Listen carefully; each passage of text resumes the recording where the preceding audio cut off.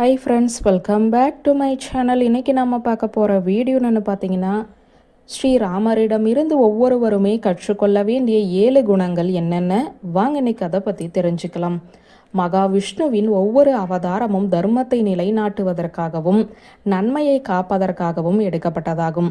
ஆனால் தர்மத்தையும் நீதியையும் வாழ்க்கையாக வாழ்ந்து காட்டி உதாரண புருஷராக திகழ்பவர் ஸ்ரீராமபிரான்.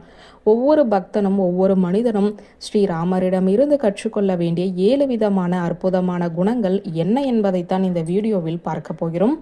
ஸ்ரீராமநவமி அன்று அதிகாலையில் எழுந்து குளித்துவிட்டு வீட்டில் ஸ்ரீராமர் பட்டாபிஷேக படத்தை வைத்து பூக்கள் சூட்டி அலங்கரிக்க வேண்டும். பிறகு ஸ்ரீராமருக்கு பிரியமான வெண்பொங்கல், பருப்பு வடை, நீர்மோர் பானகம் ஆகியவற்றை செய்து படைக்கலாம். எதுவுமே முடியாதவர்கள் எளிமையாக 2 வாழைப்பழம், 1 டம்ளர் பால் அல்லது நீர்மோர் வைத்து ராமருக்கு படைக்கலாம். அப்படி படைக்கும்போது ராம் ராம் என ராம மந்திரத்தை சொல்லிக்கொண்டே இருக்க வேண்டும். அன்று நாள் முழுவதுமே ராமநாமத்தை சொல்லிக்கொண்டே இருப்பது சிறப்பு. மகாவிஷ்ணுவின் 7வது அவதாரமான ஸ்ரீராமரின் பிறப்பை போற்றி கொண்டாடும் தினமே ராமநவமி திருநாளாகும். ராமரின் வாழ்க்கை பொறுமை, தியாகம், சத்தியம், தர்மம் ஆகியவற்றின் பாதையில் அனைவரும் செல்ல வேண்டும் என்பதை வலியுறுத்துவதாகும். சிறந்த அரசன், தலைவன், கணவன், நண்பன், சகோதரன், மகன், வீரன் எப்படி இருக்க வேண்டும் என்பதற்கு உதாரணமாக வாழ்ந்து காட்டியவர்தான் ஸ்ரீராமபிரான். அவரிடம் இருந்து ஒவ்வொரு பக்தரும் கற்றுக்கொள்ள வேண்டிய 7 மிக முக்கியமான குணங்கள் பற்றி வாங்க பார்க்கலாம். ஸ்ரீராமர் தன்னுடைய வாழ்நாள் முழுவதும் சத்தியத்தையும் நீதியையும் கடைபிடித்தார். எப்படிப்பட்ட கடினமான சூழ்நிலை வந்த போதிலும் அவர் தன்னுடைய கண்ணியத்தை ஒருபோதும் கைவிடவில்லை.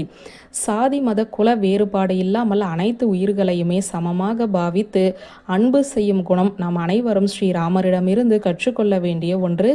சபரி எச்சில் செய்து கொடுத்த பழத்தையும் ஏற்றார். வானர குலத்தை தனது தோழர்களாக ஏற்றது. பறவையான ஜடாயுவுக்கு இறுதி சடங்கு செய்தது என மனித நேயத்தையும் கருணையையும் அன்பையும் அனைத்து உயிர்களுக்கும் சமமாக கொடுக்கும் குணம் மனித நேயமே அனைத்தையும் விட மேலானது என்பதை காட்டுகிறது. ஸ்ரீராமர் தனது எதிரிகளுக்கும் கூட அவர்கள் திருந்துவதற்கு வாய்ப்பளிக்க கூடியவர். வாலி, ராவணன் உள்ளிட்ட பலருக்குமே அவர்கள் திருந்துவதற்கு வாய்ப்பு கொடுத்தார். யார் மீதும் வெறுப்பு காட்டாமல் இருந்தார். மன்னிப்பு என்பது பலவீனம் அல்ல, நல்ல பண்பு என்பதையும் அவரிடம் இருந்து நாம் கற்றுக்கொள்ள வேண்டும். அனைவரையுமே மன்னிக்கும் மனப்பக்குவம் வந்துவிட்டால் மனக்குழப்பம், வெறுப்புணர்வு, கோபம், பதற்றம், பகை உணர்வு ஆகியவற்றிலிருந்து விடுபட முடியும். பட்டாபிஷேகத்திற்கு தயாராகி கொண்டிருந்தவரை அழைத்து தந்தை வனவாசம் போக சொன்னபோதும் கூட மனம் தளராமல் தைரியத்துடன் புறப்பட்டார். அரண்மனை வாழ்க்கையை விட்டு காட்டில் வாழ வேண்டிய நிலை ஏற்பட்ட போதும் தன்னம்பிக்கை, வலிமையால் இலக்குகளை அடைய முடியும் என அனைவருக்குமே உணர்த்தியவர். நம்மிடம் எதுவுமே இல்லை என்றாலும் எளிமையாகவும் மகிழ்ச்சியாகவும் வாழ முடியும் என காட்டியவர் ராமர். பெற்றோர்கள் மீது அன்பும் மரியாதையும் செலுத்துவதற்கு இன்றும் கூட உதாரணமாக விளங்குபவர் ஸ்ரீராமர். தனது தந்தையின் வாக்குறுதியை நிறைவேற்றுவதற்காக ராஜ வாழ்க்கையை துறந்து 14 ஆண்டுகள் வனவாசம் சென்றார்.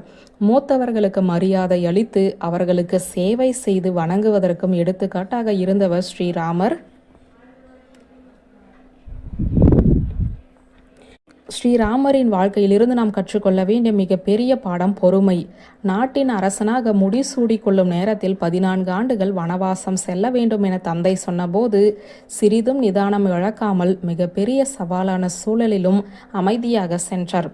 அதற்கு பிறகும் அவருடைய வாழ்க்கையில் காட்டில் பல சவால்கள், துன்பங்களை சந்தித்த போதும் பயம், பதற்றம், கோபம் என எதுவுமே அடையாமல் பொறுமையாக அமைதியாக இருந்து அனைத்து சூழல்களையும் கையாண்டார் ராமர். தன்னுடைய வானர சேனைகளை கொண்டு மிகப்பெரிய ஜாம்பவானான ராவணனை வென்றார் ராமர். அதனால் அந்த வெற்றியை தனக்குரியது என சொல்லாமல் மற்றவர்களுக்குமே அதை பகிர்ந்து அளித்தார். மற்றவர்களையுமே தன்னோடு சேர்த்து அரவணைத்து அவர்களையுமே முன்னெடுத்து செல்வதுதான் சிறந்த தலைவனுக்குரிய பண்பு. அது அனைவரும் ஸ்ரீராமரிடமிருந்து கற்றுக்கொள்ள வேண்டிய ஒன்றாகும். வியூவர்ஸ், இந்த வீடியோ உங்களுக்கு பிடித்திருந்த லைக், கமெண்ட், ஷேர் பண்ணுங்க. நன்றி.